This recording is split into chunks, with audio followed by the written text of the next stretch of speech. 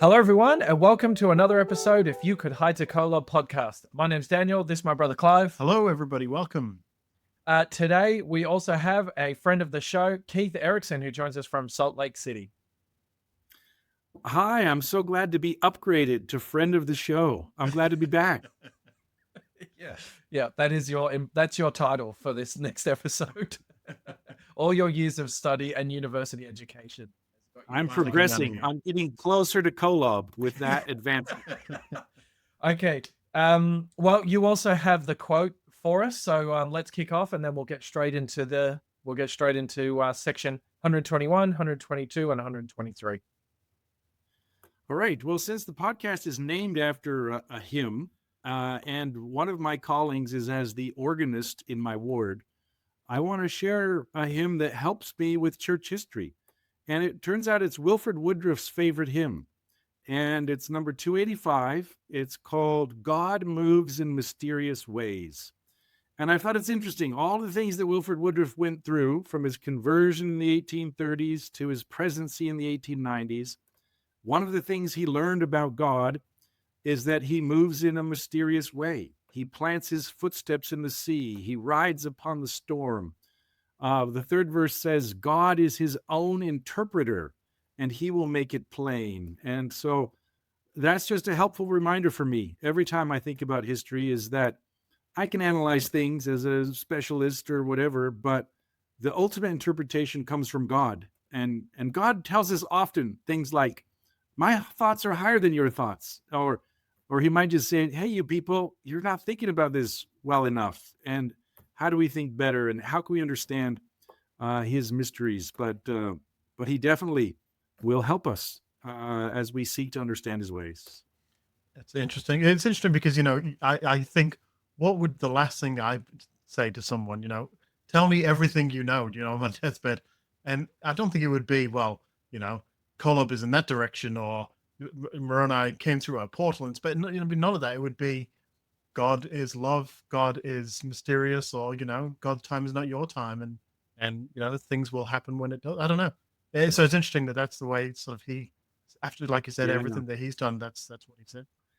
And I would add, today, 21st century, we'd use the word mysterious to mean maybe spooky or creepy, or you can't understand it. But in the scriptures, a mystery is something that God knows and we don't. That's what a mystery is. And so God moves in ways that we don't know. But the scriptures also teach us that God wants to reveal his mysteries to us. He's trying to prepare us to learn the things that he knows that we don't. Great. Fantastic. Okay. So today we are doing section 121, 22, and 23. Joseph and his fellow brethren are in Liberty Jail. And Joseph is he's going through some things. He's at a point in his life where he might be feeling a little bit down. And what I love about this section is it starts off with, this is what I would describe, this is a prayer from Joseph, which is very rare scriptures to get, prayers from people like him. And I think it's just a completely incredible. This is going to be just a great conversation. I love these few verses and a glimpse into what was happening at the time. So maybe if you can start us off and give us a little bit of a historical context about how we ended up here in section 121. Yeah. One of my daughters pointed out when she was little that all my stories begin, it's a long story. And she said, why do you always start that way? But this is one that is a long story. He doesn't just end up in jail. And in this case, it's probably 7 or 8 years in the making that the saints go to Missouri. They move in, they have friction with the Missourians, and it escalates after 2 or 3 years to the point that the resolution is the Latter-day Saints will move out. They will leave their homes. And the state of Missouri creates a new county, a new jurisdiction, and says it's too hard to live with you in the same county and work in the same elections. So go to your county and you just live over in your own space. And they agree to that. And so that buys a few more years of peace, but then it begins to escalate as things fall apart in Kirtland. All of those saints move to Missouri. And now, in a political system that's a democracy, where the number of votes you have changes the outcome of things and the allocation of resources, that's threatened by the arrival of thousands of people who are now aligned in a certain way and who have had now several years of conflict. And so, in the summer of 1838, that kind of second layer of conflict escalates. There's a clash at a voting booth. There are armed conflicts. There are a few deaths. Then there's a major massacre at a Latter-day Saint settlement called Hans Mill. And then things just really go downhill quickly. In addition to murder, women are raped, property is stolen. It is now the winter months in the United States, and the Latter-day Saints are forced out of their homes, and they have to walk across the state of Missouri to find refuge in Illinois. And so in all of this intense suffering and conflict, somebody approaches Joseph and says, it's a church member, and he says, hey, let's go in and have some negotiations with the Missourians, but it's a trap, and Joseph is betrayed. They don't intend to negotiate, and Joseph and those who go with him are captured. They're held. There's about a month of kind of fake trials, or they'll pretend that they're having a ruling, but they never convict them of anything. There are no charges why they're being held, which is against the rules of the legal system. And then after about a month of that, Joseph and the prisoners are moved to a different jail in the community of Liberty. And so that's where this ironic name comes from. The Liberty Jail is the jail in the town of Liberty, and they stay there from early December all the way through April. And so there are 5 months, and these are the winter months, the coldest months in this kind of humid, cold, snowy part of the United States. Joseph is there with 5 others, Hiram and others, and they try to escape twice, once in February, once the first week of March. Both of those fail. And so this revelation recorded in the middle of March is after a very prolonged period of personal suffering for the saints, and failed attempts even to escape, and just wondering where will the peace and the resolution ever come. There is one I did find for people who are listening in Australia, this might resonate. There's a in Parley P. Pratt's autobiography, he has a newspaper. He records, I think, a bunch of newspapers, and one of them said, "No attempt should be." This is in 1839, the St. Louis Saturday News. "No attempt should be made to retain a single Mormon within the boundaries of Missouri. A colonization society might find advantageous employment in sending them all off to Botany Bay," which of course is where all the convicts were sent. and I read that in there, and okay, maybe they might have all have landed in How amazing would in church South history Sydney. be? Your office might be in Australia if that's the case. That's true. I wouldn't have complained.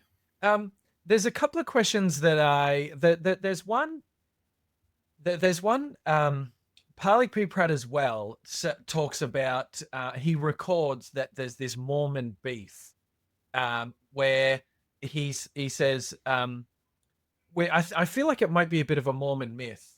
I don't really know. It might be a Mormon myth, but he says, one night they brought us some food, which they set before us and gave us to understand that we were at liberty to eat. Joseph, however, objected. He said, "Do not eat, brethren. That is Mormon beef. I know that beast, and it was taken from a brother in Caldwell County."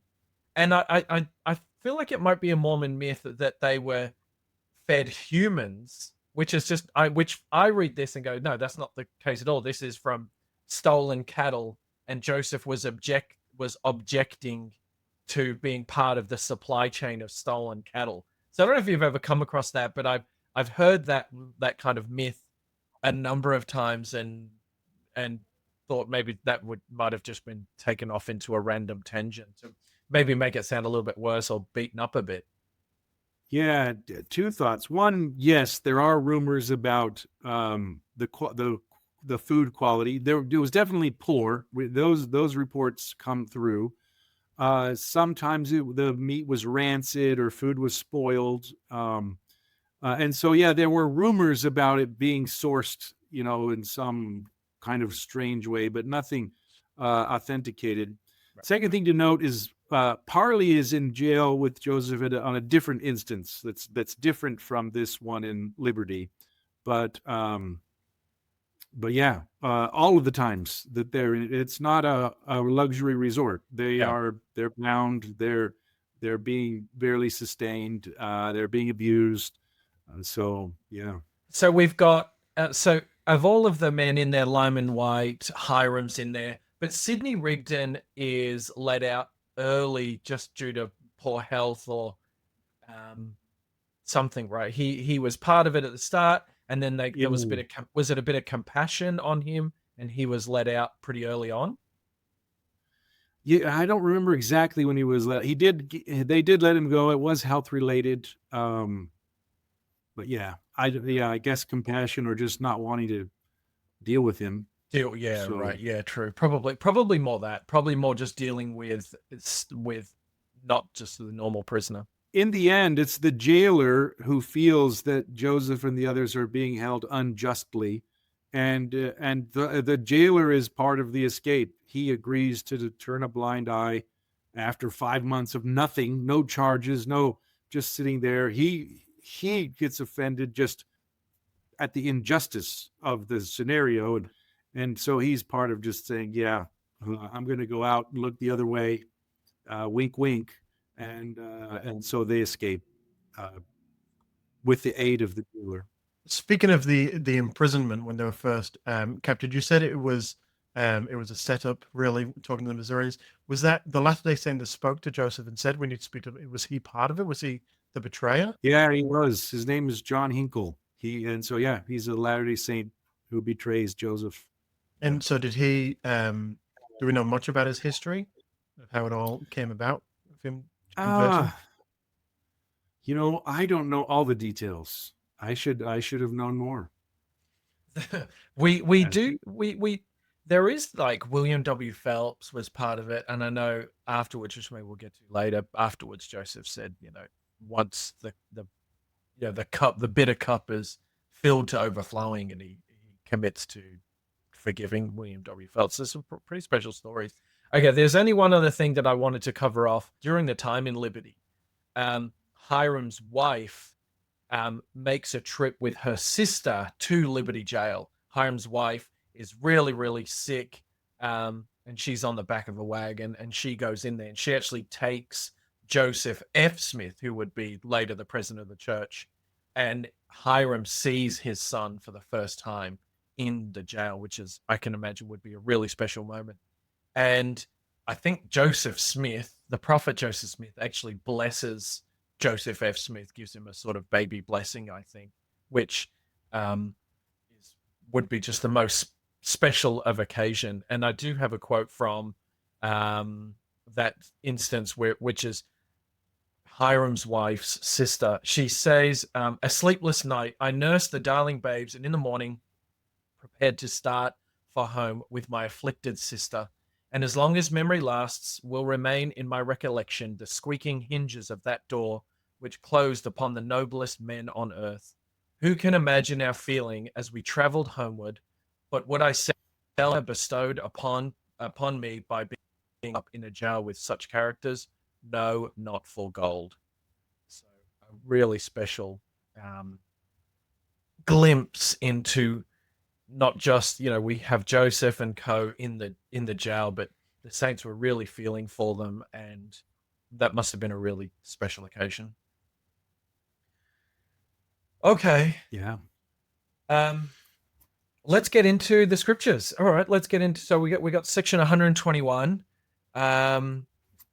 With the 100 section 21, I want to understand the very first verse, and I don't know if I'm understanding it correctly. Now, we haven't really talked about on how hard it was, and there was a lot of things that were difficult, and it's I guess it's really hard to understand how difficult it was in the prison without actually being there, just to know that it was hard. Now, the very first verse of section 121, where he says, "O God, where art thou? And where is thy pavilion, the pavilion that covereth thy hiding place?" Now, if I were to understand this in English, in modern English, sorry, is Joseph Smith saying to God, "Where are you and where are you hiding?" Like sort of out of frustration, like this has been difficult. Where are it's crazy to me to say to God, "Where are you? Where are you hiding? I'm struggling." Am I understanding that correctly? Yeah, that's the way I read it. And there's a whole set of questions there. Where are you? Where are you hiding? How long are you going to hide from me? Have you no compassion? Have you forgotten me? These are really, really desperate questions.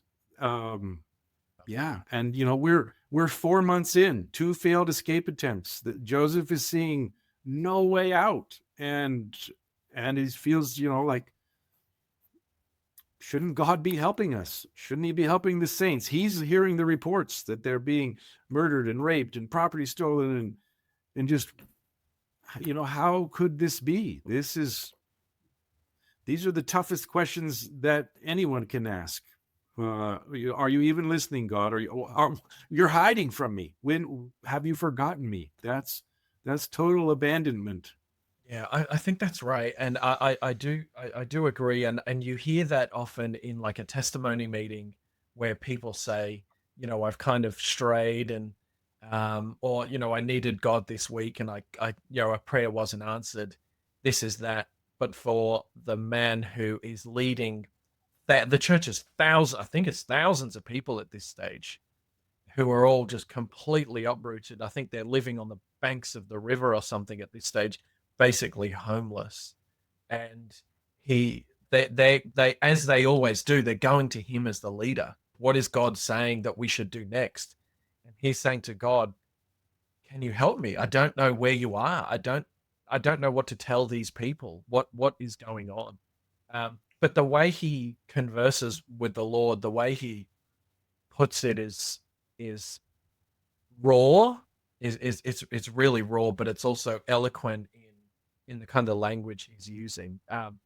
In verse 3, he says, "Yea, O Lord, how long shall they suffer?" So he's praying for the saints, not himself. "They for these wrongs and unlawful oppressions, before thine heart shall be softened toward them, and thy bow moved with compassion towards them." Um, and I wrote here, in the side of my scriptures, I've got a couple of things, but did Joseph feel abandoned? And that's when I kind of read this. Joseph feels like, I've done so much. How long do I don't know how long I can put up with this for. I'm at the end. Like, someone somewhere needs to help me. I don't know what to do. Um, that glimpse into the prophet is really, really personal. Um, and these are letters. These are letters that he writes and then sends out to people. Is that correct? That's right. And if you don't mind, I'm here in my office in the church history library, and I have the letters with me. Is it all right if I show them to you? It is okay. That's wonderful. Let me check. Yeah, no, it's okay. That's amazing. Do So, you have yes, them in just your drawer? You just pull them out of the right drawer. next to me, just sitting here. So let's see. Let me find the first page. There we go. All right. So they're in a little Mylar container here. So let me pull them out. And so we have, this is in the middle of March, and they start writing them on March 20th. So there are a couple of sheets together that are attached. Let's see if I can show you my camera. where do we go there? Liberty Jail. This is the part where I have to Virginia- compose myself and not be a small child excited at from at in, Christmas, but just yeah. and so they start writing on the 20th, and you can see the stack of sheets here. We end up with 17 pages on the 20th, and then on the 22nd they write 9 more. The scribe is a man named Alexander McCrae, and so let's see. So they pick up. Here we go. And does Alexander write the whole thing from start to finish? Mostly. There's a couple of lines written by another one, but let's see if you can see this. This one I'll start and say the continuing of the letter Yep. to the To the church. Yep. Wow. So the letter is addressed. If we look at the opening line here, it says to the Church of Latter-day Saints at Quincy, Illinois. So that's the immediate community across the Mississippi River from Missouri. A modern word would be refugees. That's what they are. They've been turned out of their homes. They've sent to another political jurisdiction, begging for mercy and help. So it's to the church at Quincy, Illinois, and scattered abroad, which is another telling phrase, and to Bishop Partridge in particular. And so that's the opening greeting. And so this is going to the bishop, who, of course, is responsible to care for the poor and the needy, and that's we see that connection, that when they are refugees, he's saying to the bishop, here's what I have for you. Here's the instruction. That's interesting, and that's Edward Partridge still. So Edward Partridge. Yeah, so he's kind of the quasi leader of the group outside of those in the jail. So there's two parts. Brigham Young is leading the exodus, the evacuation, and Bishop Partridge is on the receiving end, and so kind of gathering people into Quincy and finding places for people to stay. So yeah, it's a mix. Lots of. And when you read those letters, obviously that you said was 17. The first one was 17 pages. Do you 17 find and then 9 pages in the continuation? So we end up with 26 pages of handwriting coming from God. That's unbelievable. Do you find when you're reading that, does it immerse you more into the historical side? So we've got here a very spiritual side. We've got as we'll keep going through the scriptures, a reference of Joseph is not like Job yet. So obviously those sections are in our canonized Doctrine and Covenants. The other parts are more logistical things? Yeah, some of the logistics are greetings, to people and telling them they're okay. Kind of the way Paul opens his epistles. He'll greet people, or at the end refer to them. Some of them are complaints. They're the anger that's addressed at God, or the abandonment that's addressed to God. In other parts of the letter is anger at Missouri and the governor and the officials, so there's definite anger in there, and then some logistics just about when we get out we'll do something, and we that gets reflected a little bit in section 123 in particular, but there are some kind of planning for what should follow.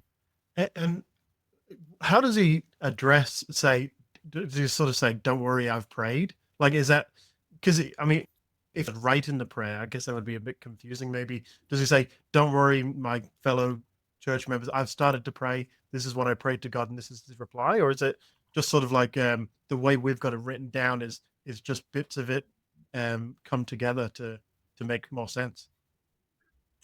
Yeah, so the excerpts we have, they're all in order. They're the same order that they are in the original letter. But yeah, they pull out some things. So this part where it says, "Oh God, where art thou?" Verse 1, where we just started. Immediately before that, this is on the third page of the letter is where it gets to that part. But it's gone through some of the complaints. And maybe some of this language will just we'll even add to it. Let's see. Joseph says, I think it cannot be found among the wild and ferocious beasts of the forest that a man should be mangled for sport and women be violated of all that they have, their last morsel for subsistence, and then be violated to gratify the hellish desires of the mob, and finally left to perish with their helpless offspring clinging around their necks. But this is not all. After a man is dead, he must be dug up from his grave and mangled to pieces for no other purpose than to gratify their spleen against the religion of God. They practice these things upon the saints who have done them no wrong, who are innocent and virtuous, who love the Lord their God and were willing to forsake all things for Christ's sake. These things are awful to relate, but they are verily true. It must needs be that offenses come, but woe to them by whom they come.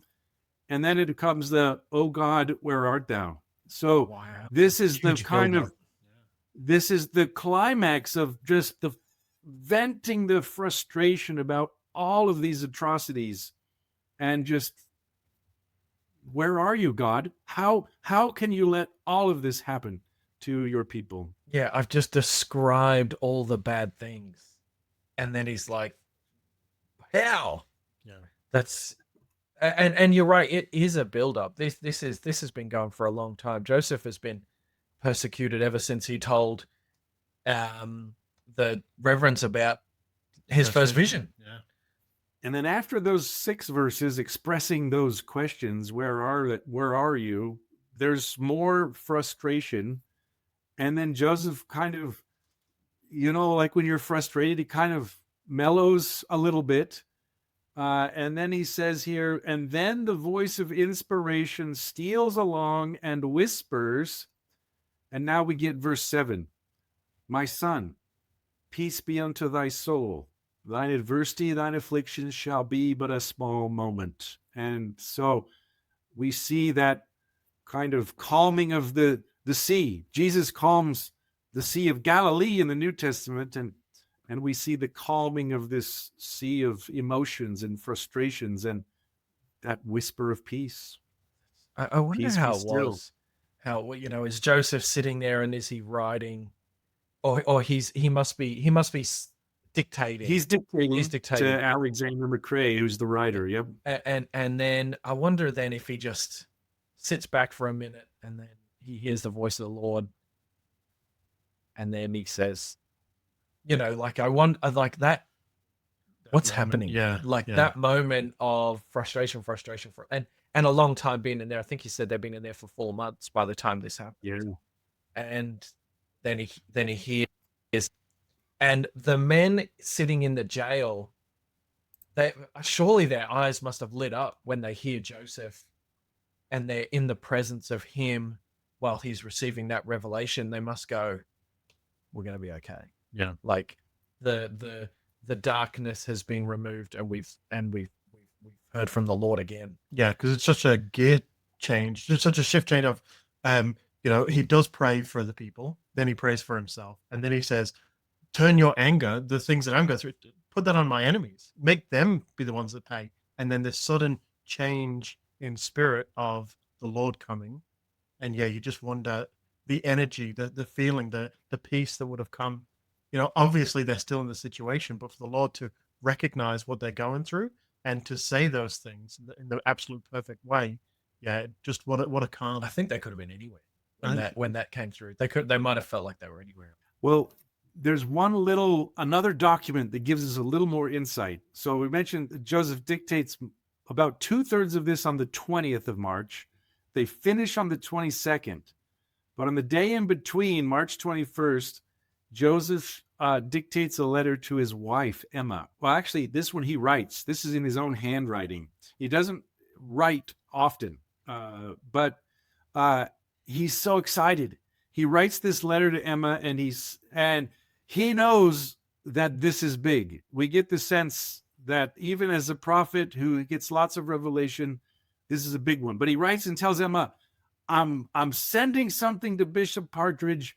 Make sure you look at it. Make a copy of it so my mom and dad can see it.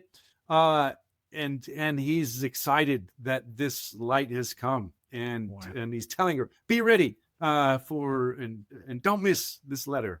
Excited. So he right, Excited yeah. So moment. that 20 odd pages get sent, and then he sends another personal one saying, "News is breaking." Yeah. Well, the two they kind of compile and send together. But yeah, he's sending the word to Emma and saying, "Be ready. This is big. I This love is that glimpse exciting." into their marriage. Yeah. Like, because she must have been on his mind because he still has his son.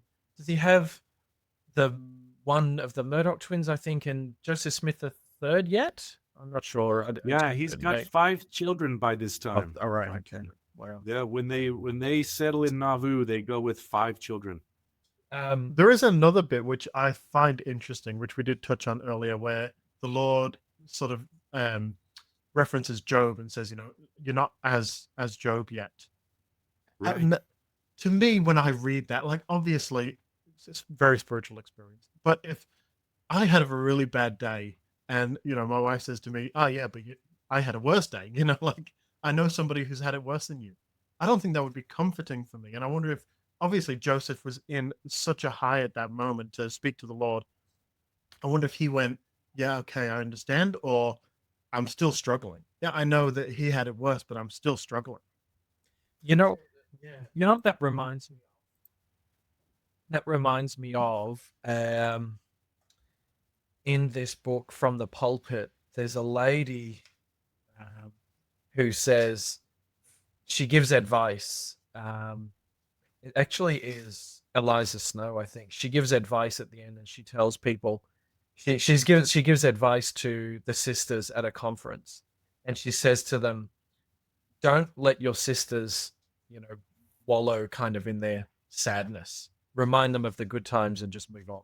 Right. That reminds me so much of that. She says, "Let us seek after the Spirit of God." This is from At the Pulpit, 185 Years of Discourses, Letter and Statement, from Zena D.H. Young. And I only recall it because I spoke on Mother's Day. Not perfect. And I read this, so this is something we prepared earlier.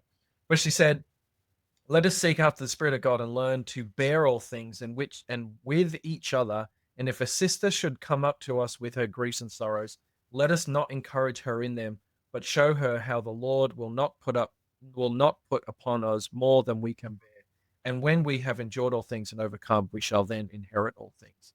I think that this is like she's reminding people here, like, it's all going to be fine, and don't wallow those bad things. Yeah, look to the positives. Well, and I like that advice there, that we need to help each other. We need to minister to each other. And that's what the Lord tells Joseph. The specific reason that he's not like Job is you still have friends. That's what God says in verse 10. Your friends don't contend against thee. They don't charge you with transgression. You've got friends. Turn to them. You strengthen each other. Let's kick. Is there any verses before I just start go for going it. all around? There'll be more when we go through it. Okay. Well, we've been talking for 34 minutes and we're up to verse 10, so maybe we should crack on a little bit, although we've just had a wonderful conversation. But those who cry transgression do it because they are the servants of sin and are the children of disobedience themselves. I highlighted that one, which I when I read was like almost like pierced. Those who cry transgression do it because they are the servants of sin. Like, that's a title that you don't want. No.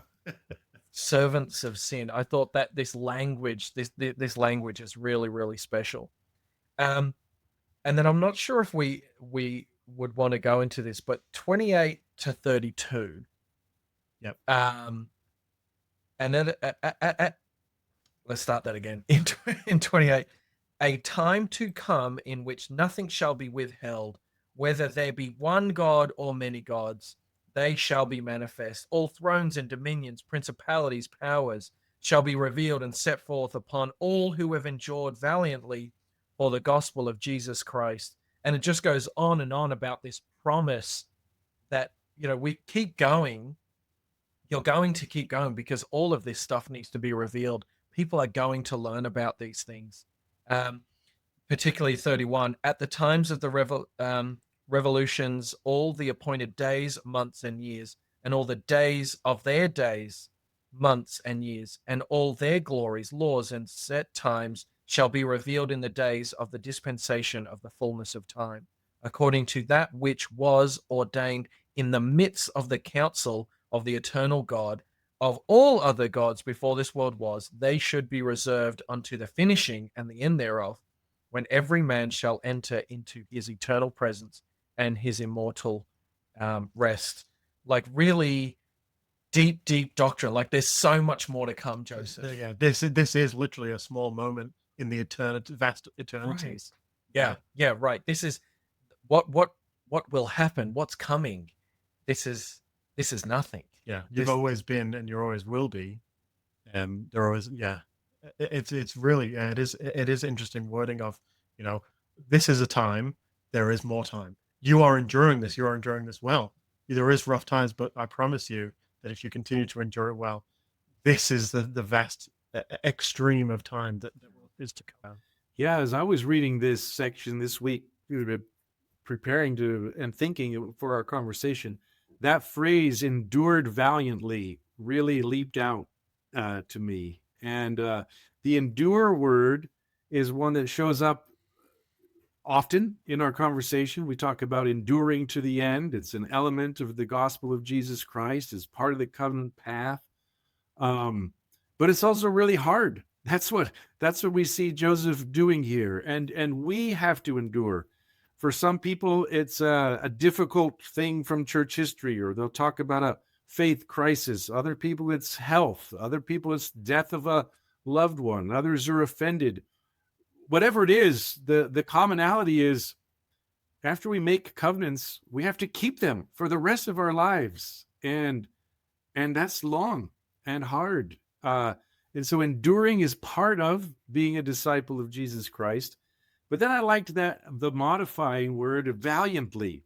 We saw this word a couple of revelations ago when Jesus is teaching Joseph Smith about the kingdoms of glory, and the people who attain the highest glory are those who were valiant in their testimony of the Savior. And so, again, that connection that you still have to keep your testimony even when stuff is hard, and this is by far the lowest, most difficult part of Joseph's life, and until it ends. But this is the deepest valley through which he passes.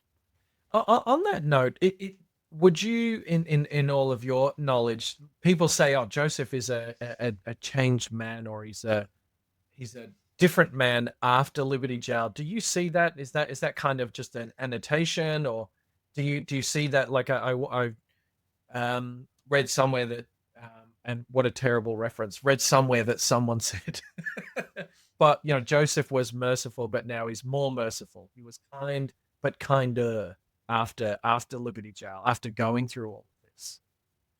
Yeah, I would say that. I would also say that, adults, none of us are fixed personalities. We're always growing and developing and changing, and all of that is influenced by our experiences. But yeah, there are personal things about Joseph that are strengthened or amplified. Compassion and mercy and empathy. He had those before, but he continues to feel those.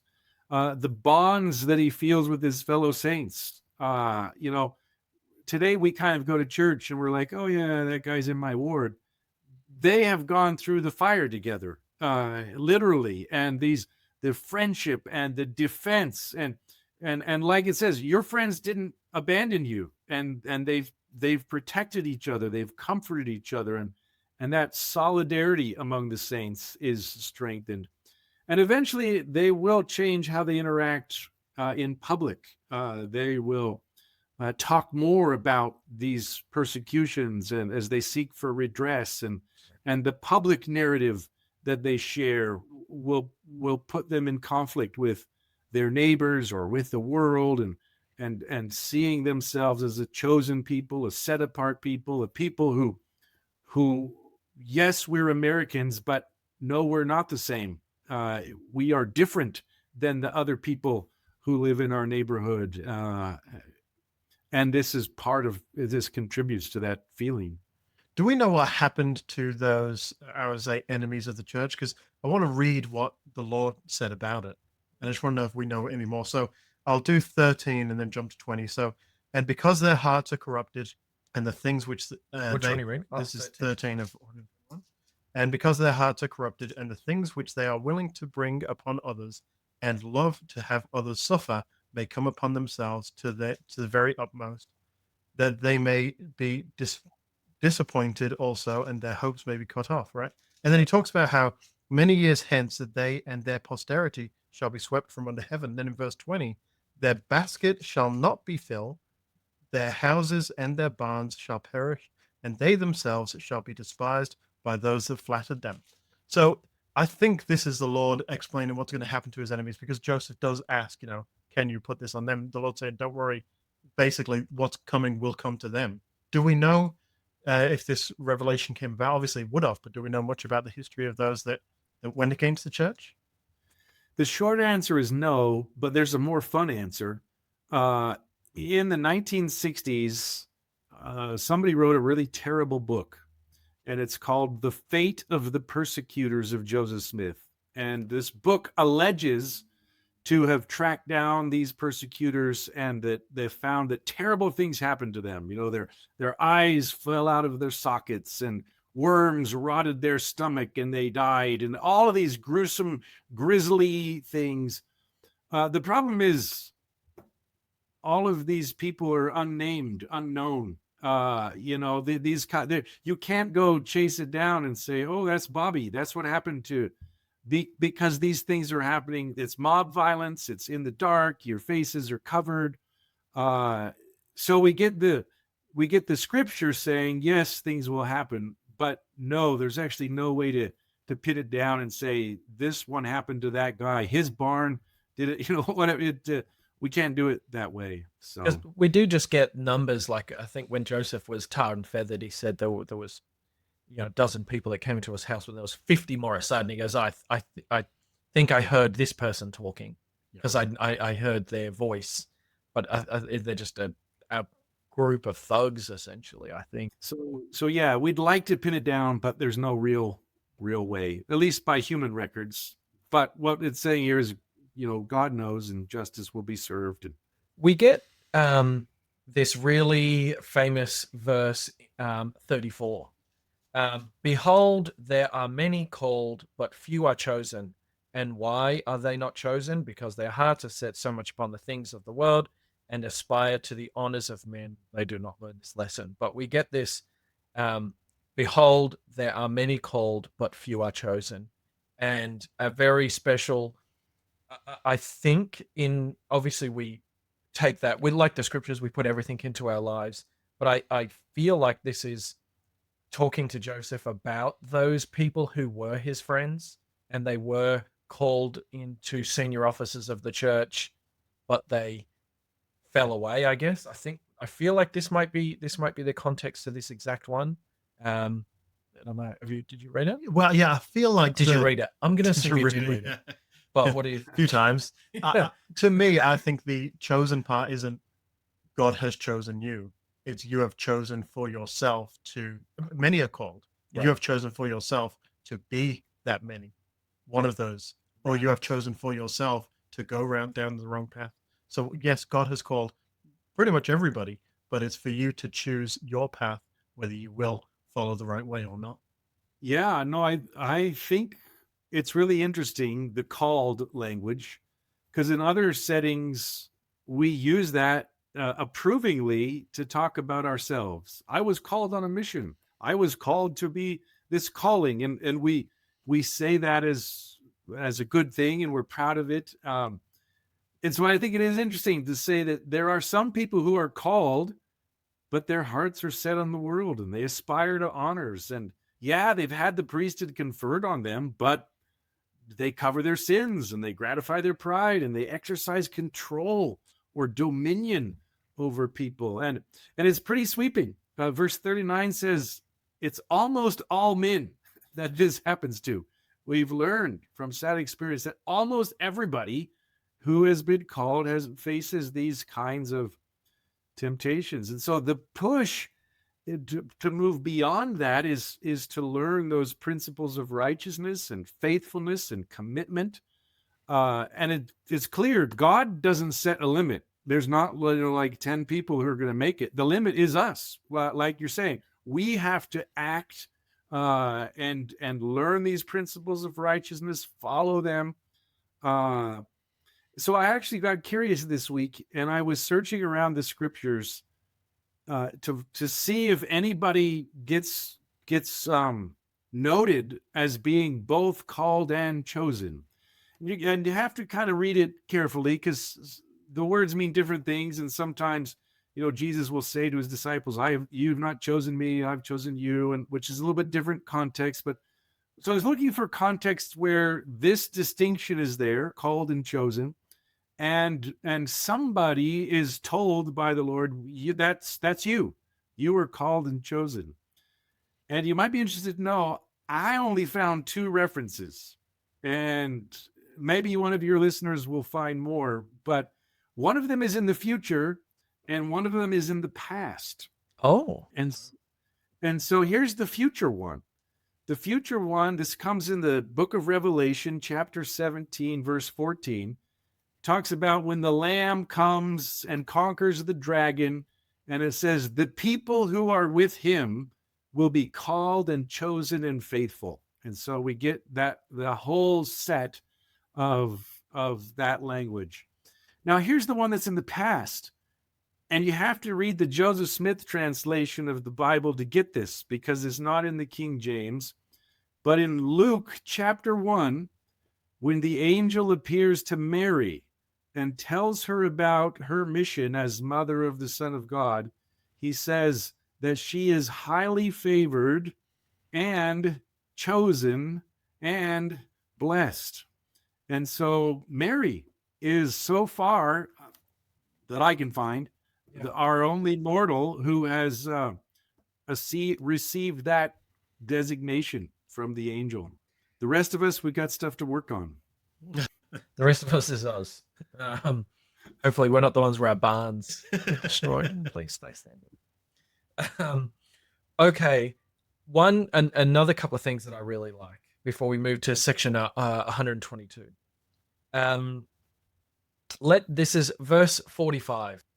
Let thy bowels also be full of charity towards all men. I've double highlighted this, all men. And to the household of faith, and let virtue garnish thy thoughts unceasingly. Then shall thy confidence wax strong in the presence of God, and the doctrine of the priesthood shall distill upon thy soul as the dews from heaven.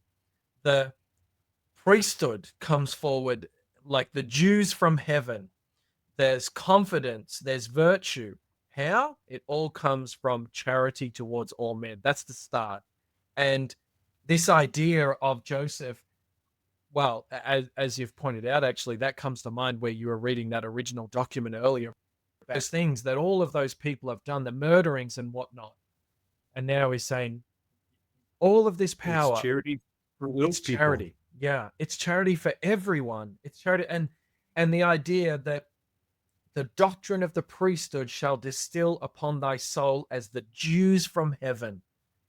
I live up in the mountains, and not that I'm a weird mountain folk, but I live in the mountains, and I know dews from heaven are like. It's very wet up here.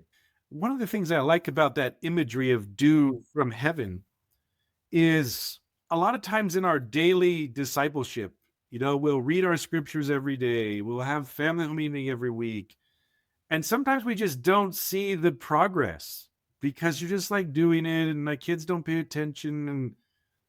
But that's the way dew forms. You don't see it happen. You're aware that like, oh yeah, it's not wet. And then at a certain point, you're just like, wait, how did everything happen? And I think that's a really beautiful metaphor for just our daily living. You're not going to see it. On Tuesday, if you do something, you keep a commandment. On Wednesday, you're not going to see a big thing. But 10 years later, you're like, oh yeah, having family leaving really helped my kids. I didn't realize it, but it did. So keep doing it every day, just like do. Yeah, they're the good days. Yeah. We're living in the good days. Yeah. We're living in the good old days. The Holy Ghost. So I've got one more thing. Well, there's only one more verse left, but I have it highlighted, so I'm going to read it. Okay. The Holy Ghost shall be thy constant companion, and thy scepter and unchanging scepter of righteousness and truth, and thy dominion shall be an everlasting dominion, and without compulsory means it shall flow unto thee forever and ever. Like a promise. It ends with this promise that you will have the Holy Ghost with you. I think, yeah, just a special ending to 121. Yeah, I think one of the greatest things that I ever learned or that I ever understood was that the Holy Ghost is a member of the Godhead. And so to have the Holy Ghost with you is to have a God with you. And so it's just a special thing to know that if we continue on the righteous path, a member of the Godhead will continue to be with us and will always be with us, no matter what, no matter the things that Joseph Smith went through, no matter the bad days that we go through. God and the Godhead, the Holy Ghost will always be with you. And it's just an incredible, I guess it's another one of those things like the priesthood where we can't comprehend it until we truly sit back and think, what does this mean? What is this? So I think it's a really great verse to finish that section on. All right. So moving on to section 122. So this is a couple of these things are promises. And I wanted to just go through them. The ends of the earth shall inquire after thy name, and fools shall have thee in derision, and hell shall rage against thee, while the pure in heart and the wise and the noble and the virtuous shall seek counsel. That's all amazing. But there's then this verse 4, 5, 6, 7 over the page of just, if this happens to you, if this happens to you, if this happens to you, it's like the Lord is this really it feels like almost like a really triumphant couple of verses. Like just some of them. If thou pass through tribulation, accused of all manner of false accusations. It talks about if your offspring come to you, thine offspring and thine eldest son, although a sick, shall cling to thy garment and shall say, my father, why can't you stay with us? Oh, my father, what are the men going to do with you? So it says, if that happens to you, if you are dragged into prison and the enemy's around you like wolves, if that happens to you, if you end up going into a pit, if that happens, if you get sentenced to death, if that happens, if you're going into the deep, all of these things, if the very jaws of hell shall gape open the mouth wide after thee, know thou, my son. And then he says, after all of that, all these things shall give thee experience and shall be for thy good. The Son of Man hath descended below them all. Art thou greater than he? Like this huge, this, all these things, like the worst things. Your son coming up to you saying, why are you leaving again? That's heartbreaking. But all of those things, there's pain, there's mental suffering, there's actual torment. Well, everything is for thy good. You know, reading this section many, many years ago when I first read this section, I highlighted the first verse, like, wow. Then the second verse, I'm like, oh, that kind of goes together. Then the third verse, and then eventually I had the whole section highlighted. And I'm like, how do I describe this for myself for the future to go, why have I highlighted an entire section in the same color? And I couldn't quite think of it. And I had so many notes written down in my mission journal about what this verse was about. But just to make myself understand when I just looked at the scriptures, all I wrote was, Christ can help no matter what.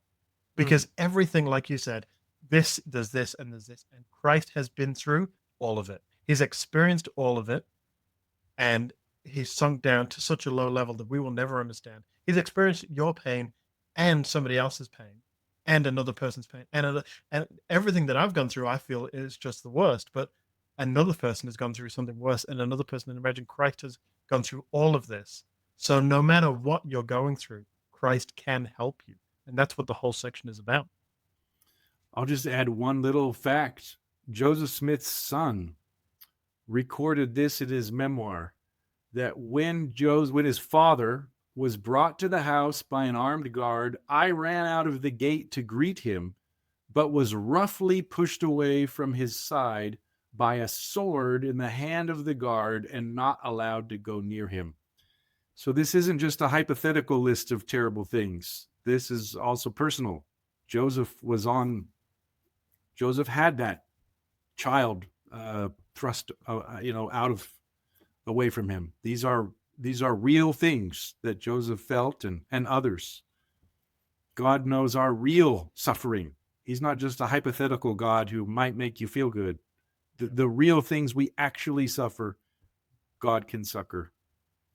Yeah, are really just a couple of just 9 little verses, but really, really special. Very powerful, Section yeah.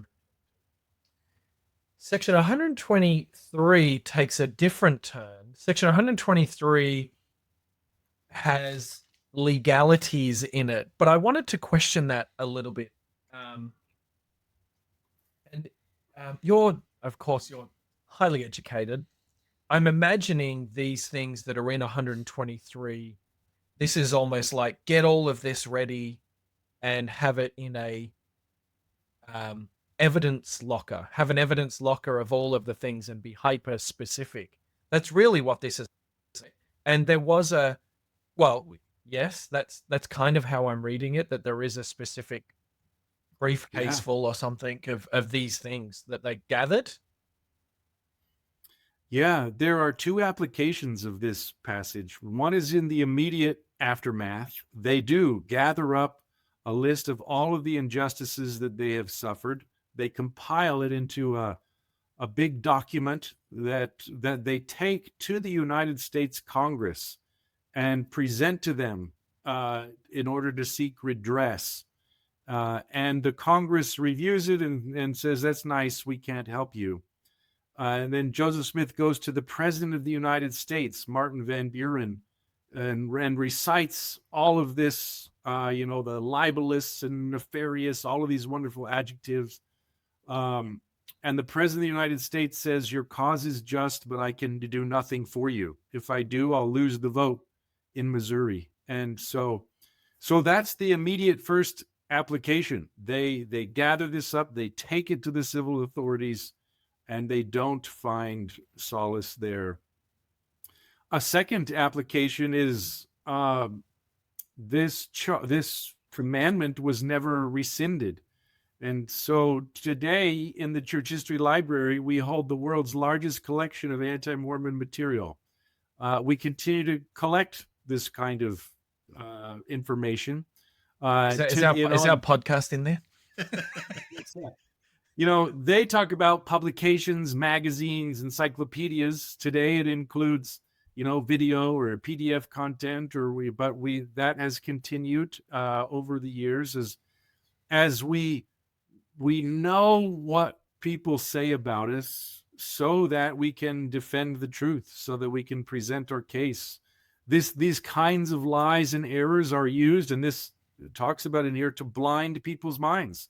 They don't know where to find the truth. And so being aware of those lies so that we can refute them, that happens in Joseph Smith's history in the Pearl of Great Price. Verse 1 says, owing to the many false reports that are out there, I'm going to put people in possession of the facts. And so, one of the things I like here in section 123, there in verse 11, it gives the big why. That this is the duty that we owe to the rising generation. And today, I often hear people say things like, well, church history is difficult, or it's a problem, or I don't really want to talk about it. But that's not what the Lord thinks. The Lord thinks you need to gather up records of your history and tell it, and you have to tell it to the rising generation.